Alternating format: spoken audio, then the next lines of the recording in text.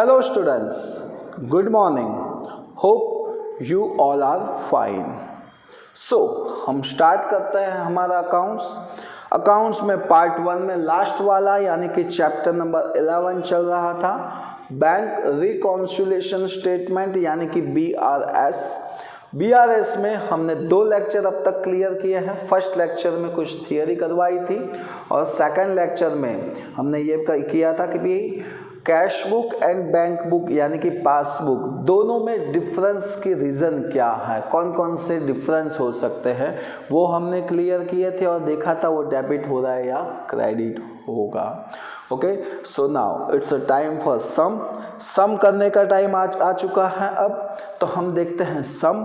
अब देखो सम में क्या है, तो BRS बनाने की 2 मेथड हैं। फर्स्ट एड लेस मेथड और सेकंड है डेबिट क्रेडिट कॉलम मेथड। तो एड लेस मेथड है वो ड्यू टू कोरोना की वजह से वो मेथड इस बार कोर्स में कट कर दी है। सो हम एड लेस मेथड नहीं करने वाले हैं, डायरेक्टली देखेंगे हम debit credit column method. Okay, because it's a very easy method, दोनों इजी हैं बट वैसे भी सम डेबिट और क्रेडिट वाले ही आते हैं। So debit credit method start हो रही है इलस्ट्रेशन नंबर 4 से। सो यहाँ पे मैं कुछ उसका टेबल बना रहा हूँ, तब तक आप इलस्ट्रेशन नंबर 4 निकालिए।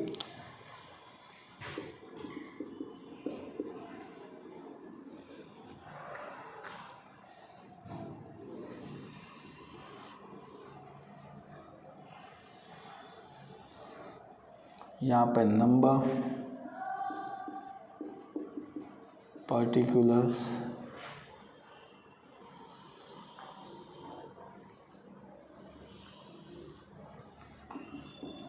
Debit credit. सो इसका हम टाइटल देंगे। पहले क्वेश्चन पढ़ते हैं क्या है। Illustration number 4, calculation illustration number 2 as per debit credit method. So पहले हमको इलस्ट्रेशन नंबर 2 का सम देखना पड़ेगा, यानी कि इलस्ट्रेशन नंबर 2 का सम लेंगे और आंसर इलस्ट्रेशन 4 में से मिलेगा। ओके, क्वेश्चन वहां से लेना है और आंसर यहाँ पे दिया है 4 में। चलिए, तो हमने क्वेश्चन निकाला है, क्या बोला है।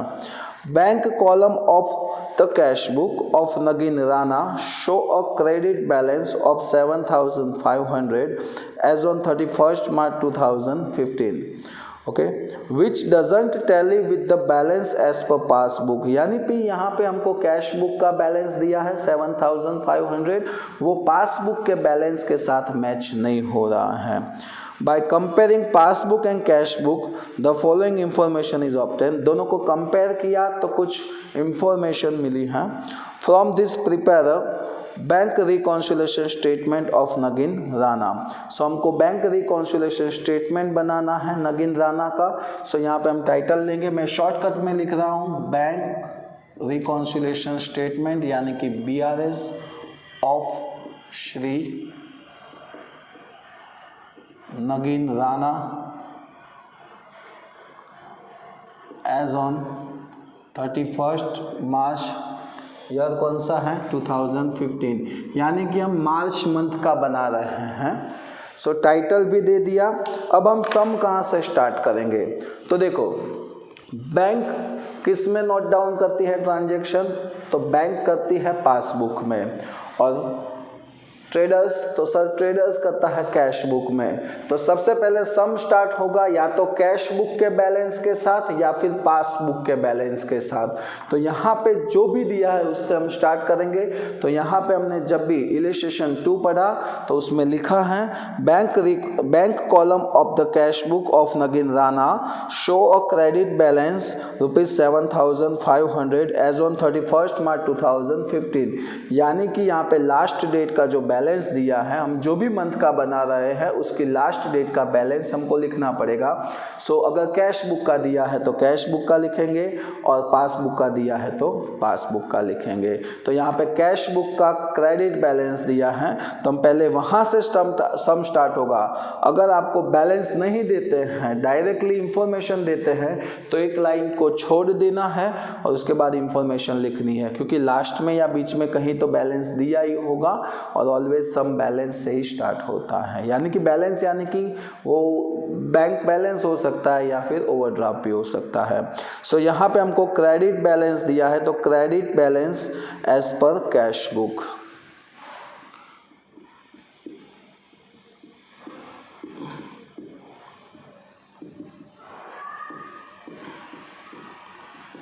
क्रेडिट है तो क्रेडिट साइड 7500। क्रेडिट बैलेंस को हम क्या बोलते हैं? Bank overdraft, BOD। ओके, सो यहाँ से हमने लिख दिया। अब हम स्टार्ट करेंगे नंबर 1 से।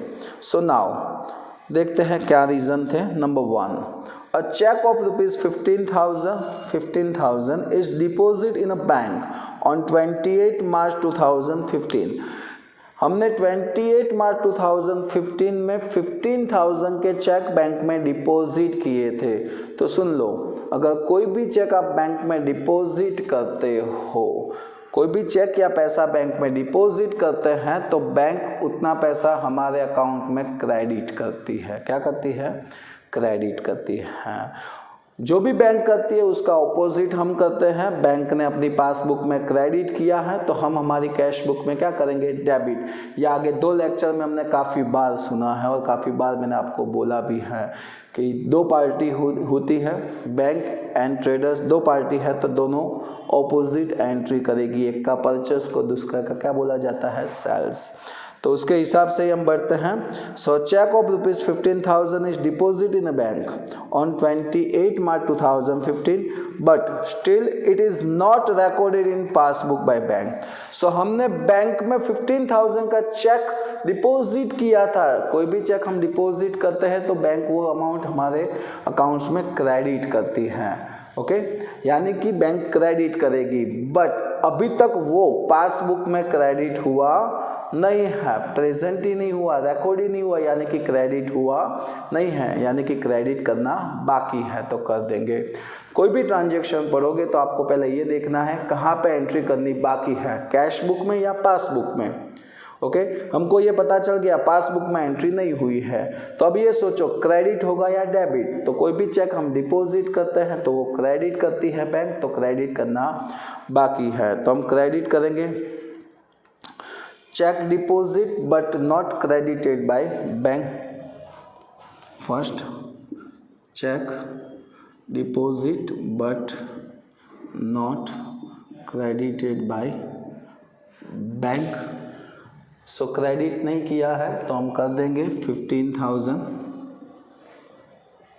Next, number 2, interest of ₹60 credited by bank on 30 March 2015 is not recorded in cash book। तो बैंक ने हमको 60 रुपीज़ इंटरेस्ट दिया, यानी कि हमारे अकाउंट में 60 रुपीज़ क्रेडिट किया है, बट वो हमने कैश बुक में अभी तक लिखा नहीं है, यानी कि कहाँ एंट्री करनी बाकी है? कैश बुक में। चलिए, क्या होगी, डेबिट या क्रेडिट? तो सर बैंक ने इंटरेस्ट क्रेडिट किया है, बैंक ने क्रेडिट किया तो हम क्या करेंगे? कैश बुक में डेबिट करेंगे। सो यहाँ पे डेबिट साइड 60 रुपीज़ लिखा जाएगा। तो लगते हैं पर्टिकुलर में क्या लिखेंगे? Interest credited by bank but not recorded in cash book। So bank ने क्रेडिट किया है तो हम कैश बुक में क्या करेंगे? Debit. Now number 3, ₹18,000 was deposited in bank account directly by a customer। The information is not received up to 31 March 2015। यानी कि एक कस्टमर ने हमारे अकाउंट्स में डायरेक्टली 18,000 डिपॉजिट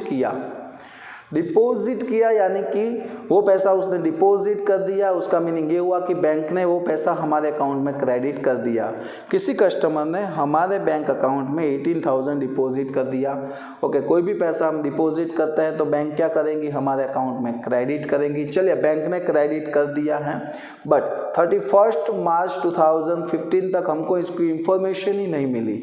इंफॉर्मेशन ही नहीं है तो यानी कि हमको पता ही नहीं है कब कब ये ट्रांजैक्शन हुआ, यानी कि हमने कैश बुक में लिखा ही नहीं होगा, तो हमको ये पता चल गया कि कैश बुक में लिखना बाकी है, तो लिखेंगे। चलिए, क्रेडिट होगा या डेबिट, तो बैंक में डिपॉजिट करते हैं तो बैंक क्रेडिट करती है, तो हम क्या करेंगे, debit. So number 3, amount deposit, amount directly deposit by customer. Okay, कितना रुपीज़ है, 18,000 बैंक ने क्रेडिट किया, तो हम क्या करेंगे, debit, debit side 18,000, direct deposit by a customer in a bank, ये भी लिख सकते हो। Next number 4, cheque deposit with bank but not recorded in cash book. हमने बैंक में चेक डिपॉजिट किया है, कोई भी चेक आप बैंक में डिपॉजिट करते हो तो बैंक क्रेडिट करती है, राइट, बैंक ने क्रेडिट कर दिया है, but not recorded in cash book, cash book में लिखना बाकी है, बैंक ने क्रेडिट किया, तो हम कैश बुक में क्या करेंगे, डेबिट, तो यही लिखेंगे, cheque deposit but not record in cash book, cheque deposit but not recorded in cash book, and amount is ₹15,000। Bank credit करेगी तो हम क्या करेंगे, debit. Next, cheque issue and paid by bank left unrecorded in cash book. हमने एक check issue किया था, कोई भी चेक हम इश्यू करते हैं तो बैंक उसका पेमेंट करेंगी, बैंक उसका पेमेंट करती है तो बैंक हमारे अकाउंट में से उतना पैसा डेबिट करेंगी। सो यहाँ पे बैंक ने वो अमाउंट डेबिट भी कर दिया है, बट क्या बोला है, क्या हुआ, तो but left unrecorded in cash book, cash book पे लिखना बाकी है, तो बैंक ने डेबिट किया तो हम कैश बुक पे क्या करेंगे, क्रेडिट लिखेंगे, cheque issue but not recorded in cash book. चलिए, बैंक ने डेबिट किया तो हम क्या करेंगे, credit, so credit side 9,000। Now number 6, a bill receivable discount with a bank is dishonour and for the same bank has recorded 18,030 rupees with noting charge in passbook, Rana is ignorant of this. यानी कि एक नगीन राणा ने पहला एक bills payable bank में discount करवाया था, यानी कि बैंक ने उसको बिल्स पेएबल का पैसा दिया था। ओके, अब बैंक वो बिल्स पेएबल का पैसा जिस पर्सन के पास लेना था वहां से लेने गई, सामने वाले पर्सन ने उसको पैसा नहीं दिया है, सो बैंक क्या करेंगी, तो वो पैसा नगीन राणा यानी कि हमारे अकाउंट में से वो पैसा वापस ले लेंगी, तो बैंक ने हमारे अकाउंट में से वो पैसा ले लिया है, 18,030 रुपीज़ ले लिया, यानी कि डेबिट किया है, बैंक ने डेबिट कर दिया है, बट हमको अभी तक पता नहीं है, यानी कि हमने कैश बुक में लिखा नहीं होगा, यानी कि कैश बुक में लिखना पड़ेगा, यानी कि क्रेडिट करना पड़ेगा। क्या लिखेंगे, dishonour of a discount bill of exchange, dishonor of a discount of bill of exchange। Okay, so bank ने क्या किया है, डेबिट, तो हम करेंगे credit 18,030 rupees. Next, by mistake total of the receipt side of cash book is less bye 3,000, यानी कि receipt side का टोटल कम लिखा है, रिसिप्ट यानी कि डेबिट साइड का, तो डेबिट साइड का टोटल कम लिखा है तो डेबिट कर देंगे। नंबर 7, कितना रुपीज़ है, 3,000, तो लिखेंगे receipt side total is under cast. Number 8, receipt side का टोटल अंडर कास्ट है, तो लिख दिया। Next number 8, a cheque of ₹3,000 issue but yet not present in payment for bank, payment in a bank.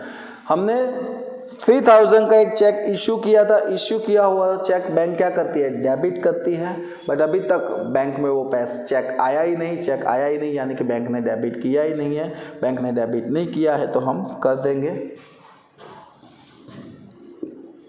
Check issue but not present in bank, यानी कि bank ने debit नहीं किया है, हम कर देंगे 3000। Number 9, a check of rupees 6000 is deposited in bank but still bank has not credited the same।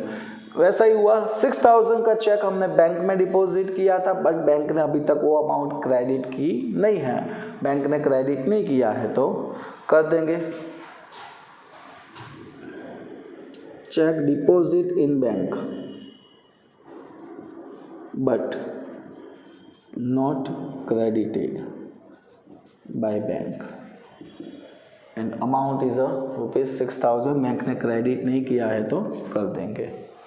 Next, bank commission of rupees 60 is debited by bank.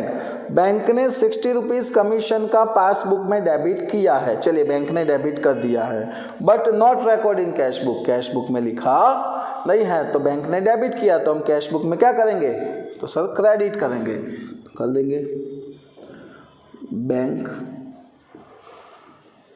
Debited commission